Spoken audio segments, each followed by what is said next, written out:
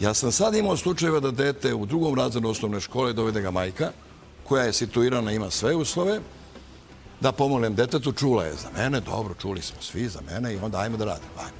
Dete u salu uvedem, kažem, ajde, sine, potrči malo. Dete ne može da pogodi koridor od 1,5 metra, koš drebe. Ide. I ja gledam reakciju majke, njoj je to normalno. Ja njoj kažem, gospođo, vaše dete ne zna da ide. Dete u prostoru ne zna šta je lijevo, šta desno, šta je napred, šta nazad.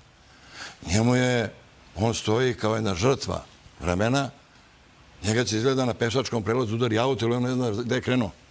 Ne zna da pređe ubrzano. Ne zna da se zaštiti, ne zna da se skloni. Da ne kažem, ne zna da pomogne. On je bezvredan. I ona kaže, u redu šta predlažete, rekao, predlažem, ovo dete je dovoljno kažnjeno, ja da imam snage, ja bih ga usvojio pa da živi sa mnom.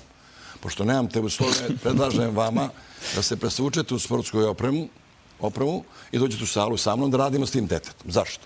Da ga ohrabrite, da mu pokažete primjer da može. I da kad mu dam zadatak da se vi uključite, vi ste zapušteni,